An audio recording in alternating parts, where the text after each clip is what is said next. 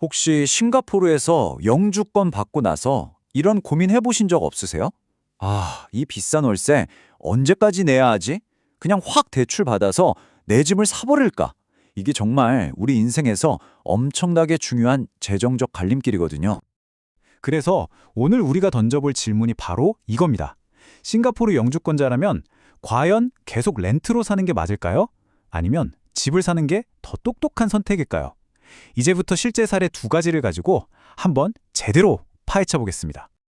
자, 그럼 먼저 월세로 살다가 정말 큰 결심을 한 분의 이야기부터 시작해 볼게요. 도대체 어떤 계기가 있었던 걸까요? 바로 L씨의 이야기인데요. 이분이 2006년부터 싱가포르에서 무려 12년 동안 렌트로 사셨어요. 리버밸리에서 시작해서 탄용로, 마린퍼레이드까지 여러 곳을 옮겨 다녔죠. 그러다 2018년에 문득 계산기를 한번 두드려 본 거예요. 근데 정말 충격을 받은 거죠. 왜냐? 그동안 낸 월세만 합쳐보니까 자그마치 80만 싱가포르 달러. 와, 이게 그냥 말 그대로 공중에 날아간 돈이잖아요. 이 숫자를 딱 보고 나서 결심한 겁니다. 아, 더는 안 되겠다. 무조건 내 집을 사야겠다. 좋아요. 그럼 L씨가 과연 어떻게 집을 샀는지 그 구체적인 자금 계획을 한번 뜯어보겠습니다. L씨가 산 부동산은 세금까지 다 해서 총 280만 달러짜리였어요. 자, 근데 여기서 자금을 어떻게 마련했는지가 아주 흥미롭습니다. 보시면 60%는 은행 대출을 받았고요. 30%는 한국에 있던 아파트를 팔아서 현금으로 마련했어요. 그리고 나머지 10%는 싱가포르의 국민연금 같은 거죠. CPF에 쌓아둔 돈으로 해결했습니다. 자, L씨의 이야기는 여기까지고요. 이번에는 완전히 반대의 길을 선택한 분 K씨의 사례를 한번 볼게요. 이분은 집을 안 샀습니다. 대신 그 돈으로 투자를 하면서 월세를 계속 내기로 한 거죠. K씨의 전략은 이런 식이에요. L씨랑 비슷한 수준의 콘도에 월세로 살면서 집 살 때 들어가는 초기 자금 있잖아요. 그 84만 달러를 주식이나 채권 같은 금융자산에 투자하기로 한 겁니다. K씨 생각은 이랬던 거죠. 부동산 때문에 큰 빚을 지는 건 너무 위험해. 차라리 이렇게 투자하는 게 더 안전하고 합리적이야. 그러면서 목표 수익률은 연 5% 정도로 잡았어요. 자, 그렇게 각자의 선택을 하고 7년이라는 시간이 흘렀습니다. 2018년부터 2025년까지 과연 집을 산 L씨와 렌트로 살면서 투자를 한 K씨, 두 사람의 재정 상태는 어떻게 변했을까요? 결과가 정말 놀랍습니다. 먼저 집을 산 L씨의 결과부터 보시죠. 순수익이 무려 145만 싱가포르 달러입니다. 와, 이건 그냥 수익이 아니라 세금, 이자, 모든 비용을 다 빼고 진짜 순수하게 남은 돈이에요. 정말 어마어마하죠? 그냥 집 한 채를 샀을 뿐인데 이게 이렇게 막대한 자산이 된 겁니다. 그럼 K씨는 어땠을까요? 결과가 정말 충격적입니다. 마이너스 24만 달러. 아니, 투자를 해서 돈을 벌긴 벌었어요. 근데 지난 7년간 냈던 그 어마어마한 월세가 수익을 다 깎아먹고도 모자라서 결국엔 순손실을 기록한 겁니다. 자, 이 표를 보시면 두 사람의 운명이 왜 이렇게 갈렸는지 한눈에 보입니다. 핵심은 딱 하나, 바로 비용이에요. K씨, 투자로 39만 달러 벌었죠? 잘했습니다. 근데 월세로 나간 돈이 얼마냐? 63만 달러예요. 그러니까 버는 것보다 나가는 돈이 훨씬 더 컸던 거죠. 반면에 L씨는 집을 샀으니까 이 월세가 나갈 일이 없었잖아요. 결국 이 차이가 쌓이고 쌓여서 두 사람의 순자산은 무려 170만 달러 가까이 벌어지게 된 겁니다. 아니, 근데 좀 이상하지 않으세요? 어떻게 이렇게까지 차이가 날 수 있었을까요? 사실 여기에는 몇 가지 중요한 이유가 숨어 있는데요. 그중에서도 가장 결정적인 역할을 한 게 바로 레버리지, 우리말로 하면 지렛대 효과입니다. 레버리지가 뭐냐면요, 아주 간단해요. 남의 돈, 그러니까 은행 대출을 지렛대처럼 이용해서 내 돈보다 훨씬 더 큰 자산을 들어 올리는 거예요. 내 돈은 조금만 쓰면서 아주 큰 투자 효과를 만들어내는 거죠. 자, 이 그래프를 보시면 레버리지의 힘이 얼마나 대단한지 바로 이해가 되실 겁니다. 한번 보세요.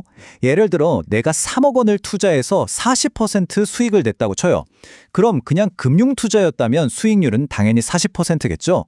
그런데 부동산은 완전히 다른 게임입니다. 내 돈 3억에다가 은행 대출 7억을 받아서 10억짜리 집을 샀다고 상상해 보세요. 이 집값이 똑같이 40%가 오르면 수익률은 무려 83%가 넘게 되는 겁니다. 수익률이 2배 이상으로 뻥튀기 되는 거예요. 이게 바로 레버리지의 마법입니다. 여기에 더해서 싱가포르라는 나라 자체가 부동산 소유주한테 정말 유리한 환경이에요. 일단 집을 팔 때 양도소득세가 없고요. 자녀한테 물려줄 때도 상속세나 증여세가 없습니다. 세금 혜택이 엄청나죠. 게다가 대출이자도 비교적 싼 편이고 정부가 나서서 부동산 시장을 안정적으로 관리해 주니까 말 그대로 자산이 쑥쑥 크기 좋은 아주 기름진 땅인 셈이죠. 자, 여기까지 들으시면 와, 그럼 무조건 집부터 사야겠네? 이런 생각이 드실 수도 있어요. 하지만 잠깐만요. 집을 사는 게 단순히 숫자 노름은 아니잖아요. 돈 문제 말고도 우리가 반드시 따져봐야 할 것들이 있습니다. 그중 첫 번째가 바로 세금, 특히 이 추가 구매자 인지세, ABSD라는 건데요. 이게 왜 중요하냐면 첫 집을 살 때 영주권자는 5%만 내면 되거든요. 근데 외국인은 무려 60%를 내야 합니다. 60%요. 그러니까 여러분이 가진 영주권 신분 자체가 부동산을 살 때 어마어마한 할인 쿠폰이나 마찬가지인 셈이죠. 그리고 당연히 라이프 스타일의 차이도 빼놓을 수 없죠. 내 집이 있다는 건 2년마다 집주인 눈치 보면서 재계약 걱정 안 해도 되는 안정감을 의미하잖아요. 내 맘대로 못 하나 받고 페인트 칠도 하고 정말 내 공간으로 꾸밀 자유가 생기는 거죠. 반면에 렌트는 항상 불안하죠. 2년 뒤에 이사를 가야 할 수도 있고 집주인이 월세를 확 올려버릴 수도 있으니까요.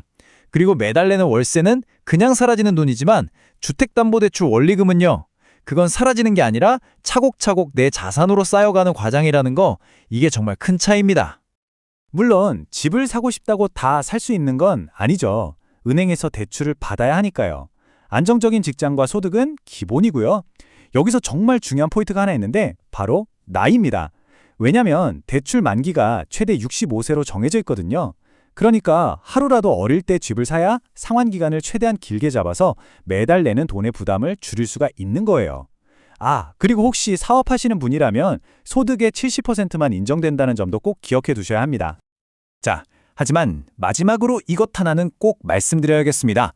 싱가포르에서 집 사면 무조건 돈 번다? 이건 아닙니다. 통계를 보면요, 콘도 투자자의 95%는 수익을 보지만 나머지 5%는 손해를 본다고 해요. 즉, 성공이 100% 보장된 게임은 아니라는 거죠. 어떤 집을 또 어느 타이밍에 사느냐에 따라서 결과가 하늘과 땅 차이로 달라질 수 있습니다. 그래서 정말 신중하게 접근해야 하고 필요하다면 전문가의 도움을 받는 게 현명합니다. 자, 오늘 이야기를 마무리하면서 여러분 스스로에게 한번 이 질문을 던져보셨으면 좋겠습니다. 나의 재정적인 목표와 내가 원하는 삶의 방식을 모두 고려했을 때 나는 지금 매달 꼬박꼬박 다른 사람의 집을 사주고 있는 걸까? 아니면 나 자신의 미래 자산을 차곡차곡 쌓아가고 있는 걸까?